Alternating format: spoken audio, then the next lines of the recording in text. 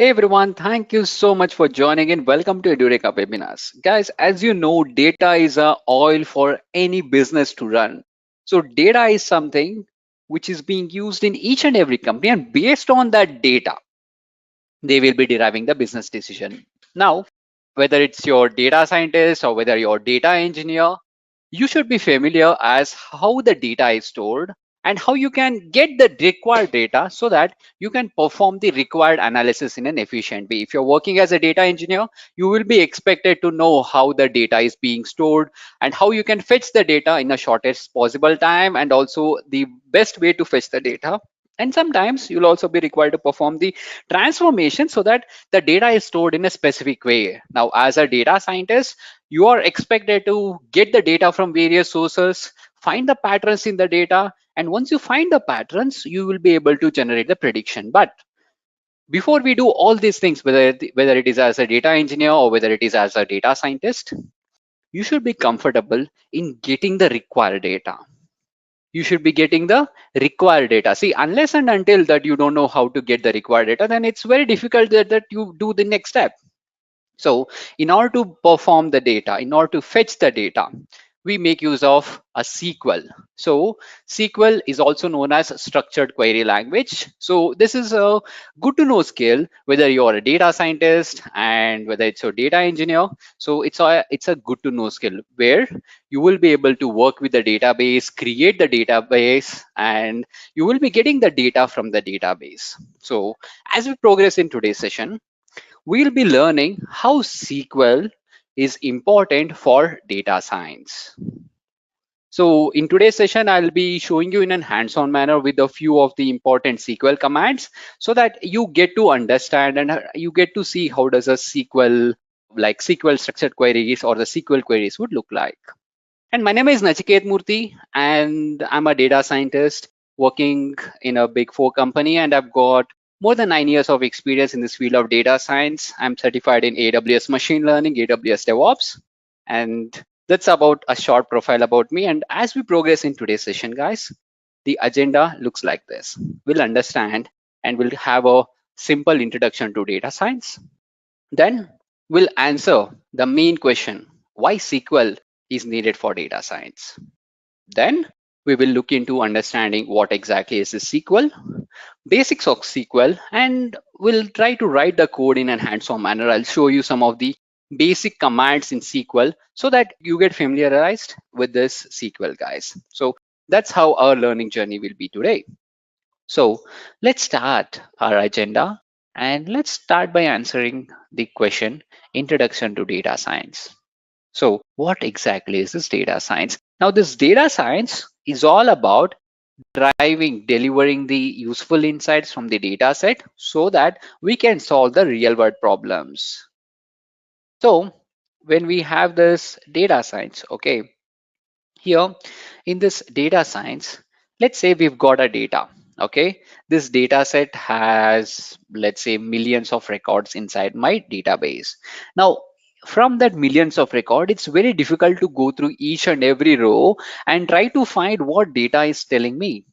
So in order to do the better data storytelling, we have to come up with a way so that we can generate the insights from the data. Now to generate the insights, we make use of this overall data science. So when I say data science, what exactly it will have?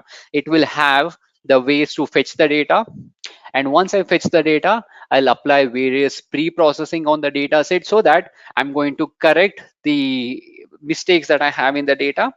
And once that is done, once the issues has been fixed in the data set, I'll go ahead and I'll perform the EDA. That means I'll go ahead and create the visualization so that I'll be able to find the patterns in the data.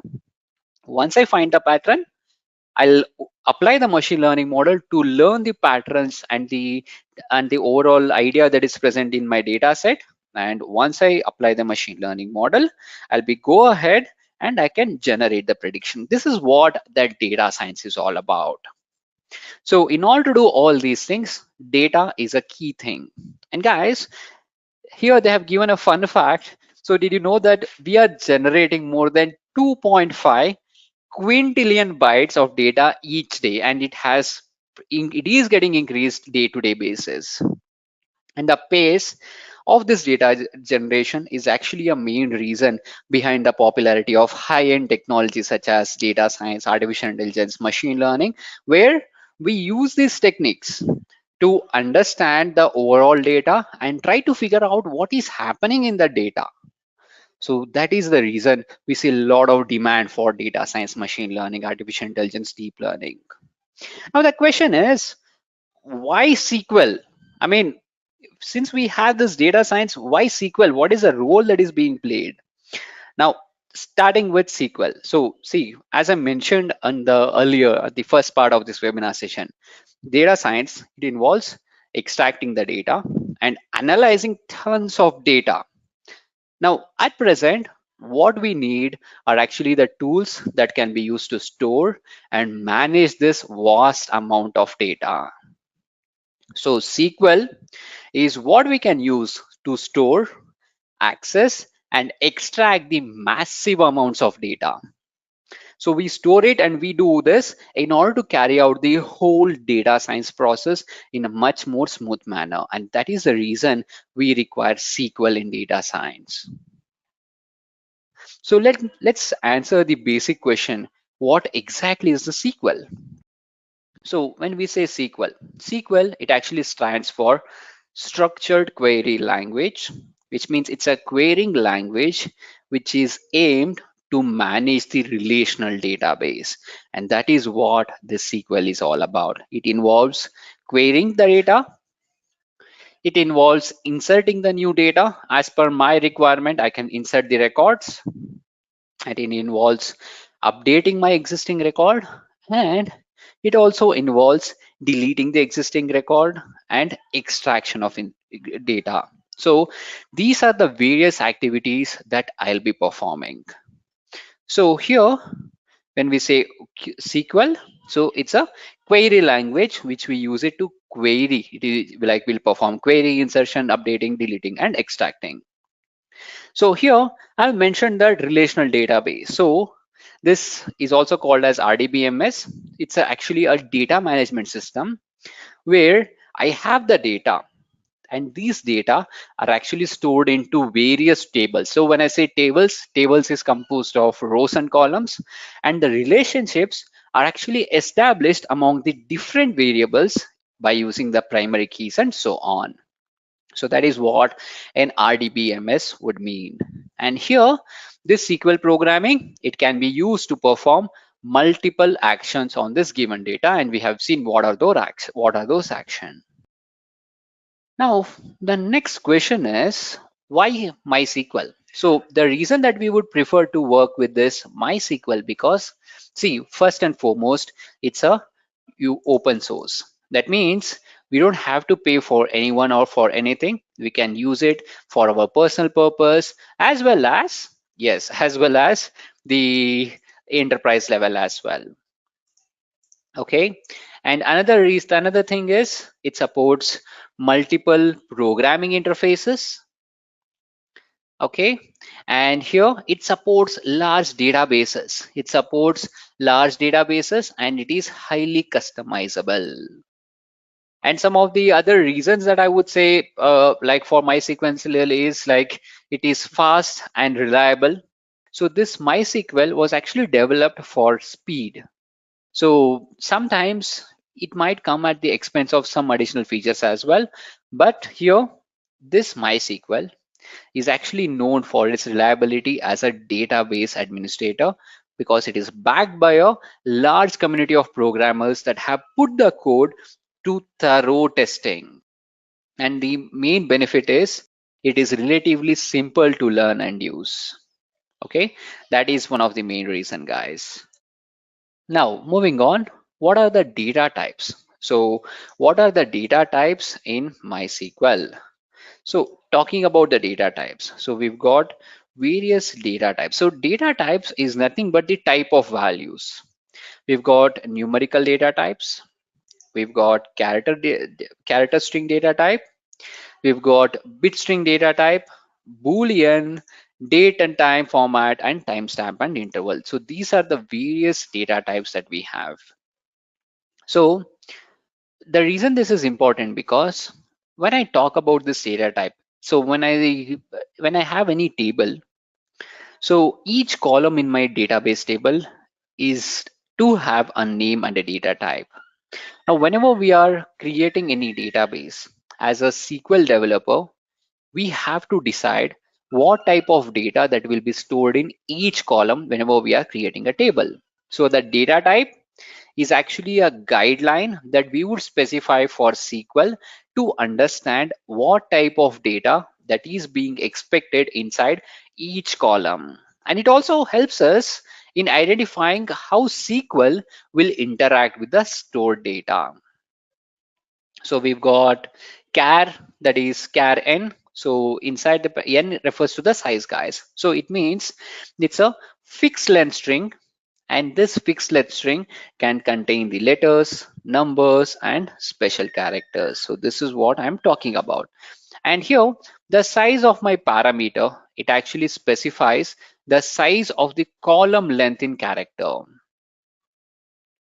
Now, when we specify the size, okay, the length or the size can be 0 to 255. Now, if I don't specify any size over there, by default, the size will be 1. And apart from that, we've got varchar. Now, this varchar is a data type, and we call it as a variable length string. Now, even if this can contain the letters, numbers, and special characters, and the size of my parameter specifies the maximum column length in characters. So here the length can be 0 to, if I remember correctly, it is 65535.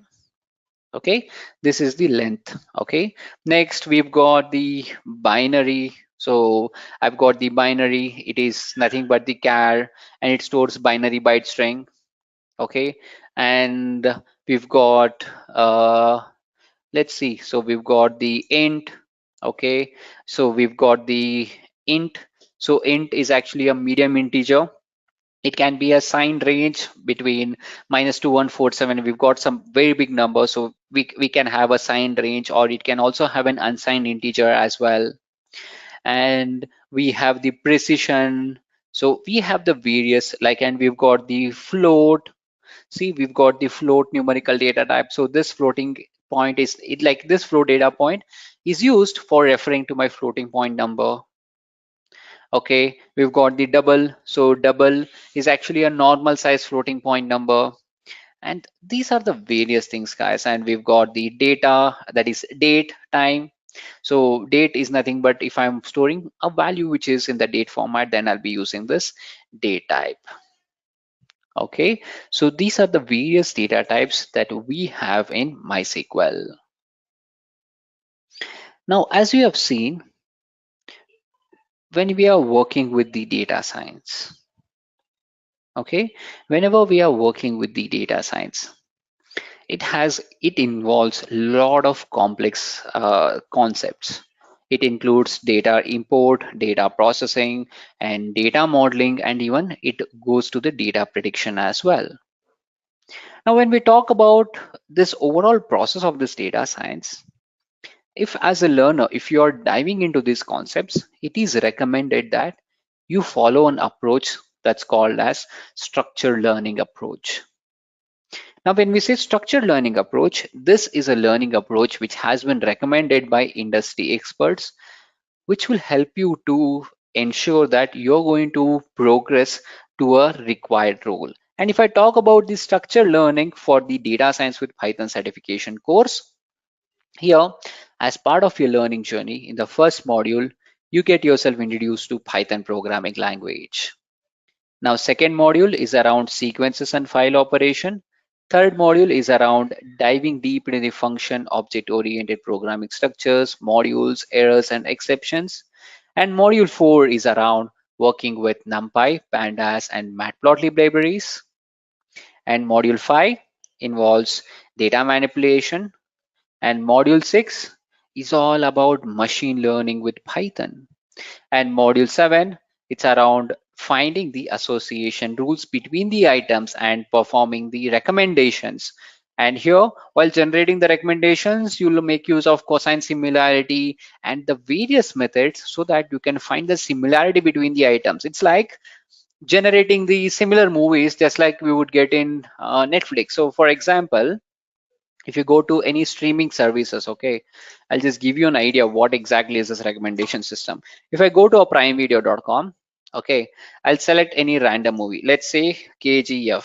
So KGF is the movie that I would select, and if I select this movie, if I come down, you would see the related movies. It says KGF movie. So the people who have watched this KGF movie, they have watched KGF Chapter 2, Pushpa, Panchayat. So these are the movies that are being recommended for the viewers of this KGF movie. So this is called as a recommendation. And here, as part of your learning journey in this Python certification training, you have a separate unit which talks about the how you can build the recommendation of the products. And this is followed by module 8, which is around reinforcement learning, module 9, where you'll perform the time series analysis, and in the module 10 you will learn to perform the advanced model selection and boosting algorithms. So this is how your entire learning journey would look like in the scenario of data science using Python. So by completing this entire module, and you'll also have the hands-on exercises, once you complete everything, you'll be a someone who has and who is a job ready professional to work as a data scientist with Python programming language. Okay, now moving in our agenda. So the next topic is around basics of SQL. So here, first thing is, in order to start working with the table, first we need to have a database. Now, in order to create a database, we make use of a syntax create. We'll specify the database and we'll mention the name of the database that I want to create. For example, if I say create database example, that's going to create the database with the name as example. Now, once a database has been created, if I want to use the database, then I will make use of the command of use, and then I'll mention the name of the database. Okay, so once I create a database, then only I'll be able to create the table. So without database, I cannot create a table inside my database, guys. There's one important thing that you have to remember. Now on this database, once you have activated the database, the next thing is you can create a table. Now, while creation of the table, you'll say create table, you'll mention the name of the table, and then you will specify the variable name and its data type. Variable name space data type. And this is how you're going to create the table inside a database for each and every variable and its data type. Okay, so this is how you can create a table. Now, once you create a table, if you want to insert the data into a data frame, you can make use of this insert to command. So using this insert to command, it inserts the value to a database table. So remember, the values inserted, it should be aligned with the defined database table. So if you have a database table created with integer, string and date, you'll have to send it in the same way, or else the data will not get added to the database. So that is the usage of this insert into statement. And we've got select statement. So select, as the name suggests, it will help me to fetch the record from my database table. Next, so here we have mentioned as select star. So star, it actually means select everything. Okay, it's a wild card. Okay, it's star is used as a wild card. So when we say select star from, and we can specify the table, it's going to select everything that is present in the table. Okay, if you want to select a specific value, then you'll have to mention the condition. So that's the role of select command. Next, we've got update. So we use this update to update a record. So here I'm saying that this update, this is a command which will help us to modify any values or the variables which are stored in my table. And here we use this where clause to help us to select the value or a variable which we are interested to change. So where we can specify the condition. So we'll say update table name. We'll set the variable name to whatever the one that I want to update to, and we'll specify the condition to say as which record I'm trying to update. Next, we've got delete. See, as the name says over here, you might have clearly observed it's very intuitive. It's very close to what we would write if I'm writing in an English language, isn't it? So that's how easy to write the SQL statements. So I'm saying that delete from, okay? What should I delete? So I'll have to specify what with the help of the condition where. That's it. So that is the role of this delete. Next, we've got the drop table. We use this drop table to drop the entire table. So we'll drop the entire table, which means it is going to delete the table and all the rows which are present in the table. Okay, so these are the basics of SQL. Okay, now in order for you to give you the demonstration, I have a SQL queries written over there with me. So I'll show it to you guys. Now I have my MySQL. I'll see whether it has started. Okay, it's still not responding. Let me restart it. And for the folks who doesn't have the SQL, if you want to install it, so you have to install the MySQL Workbench. So it is recommended that you install the MySQL Workbench. It would take a while for you depending on your computer speed. So you can download this depending on your operating system. Perform the installation. Once the installation is completed, you can go ahead and start writing the command. I'll just restart the server at my end. So in the meantime, you can go ahead and perform the installation. I'll give you 3 minutes so that you can do the installation at your system. To use the database, we'll say use and the database name. And we have learned how we can add the comments in SQL. And we have also seen how to add the multi-line comments. So this is how we can add the multi-line comments. Now, if I want to drop anything, if I want to drop the database, okay, if I want to drop the database, I would write the command as drop database, and I'll mention my database name. So before that, I'll say if exists. This is to check if my database exists, then go ahead and remove this database of example. Now, once I do that, I'll do one thing. I'll say use, okay, example. This is to check whether it got deleted or not.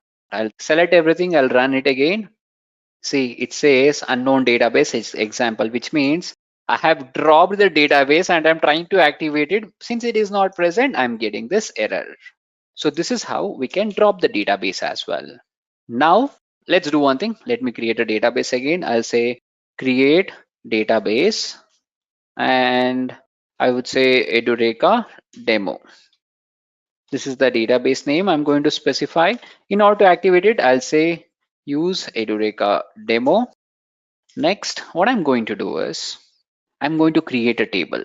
First, I have activated this thing. Next, I'm going to create a table. In order to create the table, I have written something like this. I've written a table command. I've written something like this. It says create table, company employees. Okay, so this is the table name. And inside the parenthesis, we have to mention the column name and its data type. Now here, I'm saying that its ID is a column name, integer it would belong to, and this is a primary key, and the value will be auto increment. That means whenever I add a new value over here, so that is going to increment it over here. Next, we've got the employee name, gender, contact number. See, it follows the same pattern, guys. So column ID, that is column name, and the data type and its length. So here I've mentioned not null, and date created. I'm saying that date created, I'm taking the timestamp and I'm saying it as not null default now. So this is a specific scenario where the date created should be mandatory. If I'm not sending anything over here, then in such scenarios, it is going to get the today's date and time. Okay, now I'll create one more table over here. To create one more table, this is another code. This is going to create the table name as mentorship. I've got the mentor ID, mentee ID, status, and the project.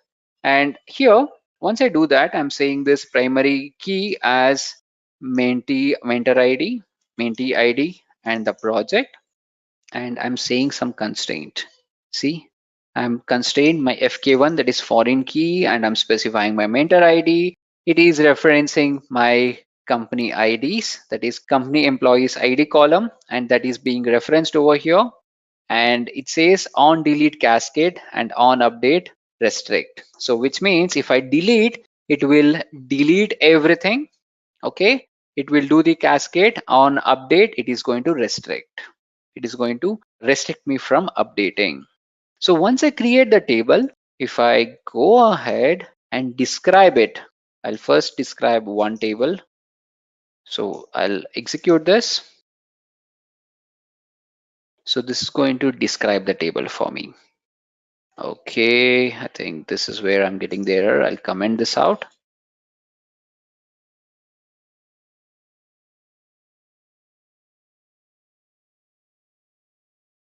Since it's an online, it has having some restriction. I'll just go ahead and fix it. So we are getting an error. Let me do one thing. Let's see if the local one is fixed or not. Okay, so it's not getting fixed. Let's do one thing. Let's review the code so that you get the overall idea. Okay, so I've got a code uploaded in my GitHub repository. We'll just review the same. So this is how we can create the table and we can describe it. And if I want to rename a table which is not covered in slide, if I want to rename one table to another name, we can use the command rename table and specify the old name to a new name.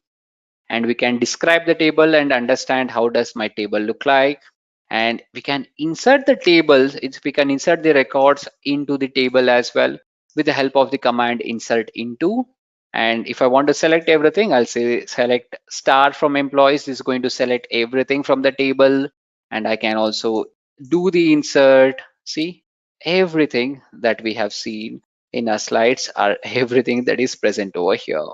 So overall, this is a code file which will help you to get the basics, to learn the basics of SQL, how we can write the queries in SQL, how you can create a table, how to select the entries from the table, like how you can create the tables, how you can delete the table. So you have learned the basics of SQL in this learning session.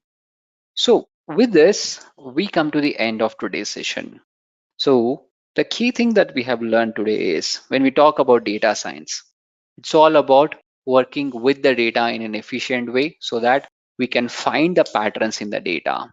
And SQL is a structured query language which will help me to work with the RDBMS, where I can perform the query, where I can update the records, where I can insert the records. So having the knowledge of SQL will give you a base idea as what does my database or the data would consist of. So with that basic idea, you can go ahead and do the analysis as you start applying the various data science concept. So with this, we come to the end of today's session, guys.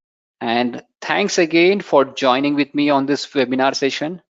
So thank you for asking some of the amazing questions today. I hope you guys have enjoyed it. So see you. Take care.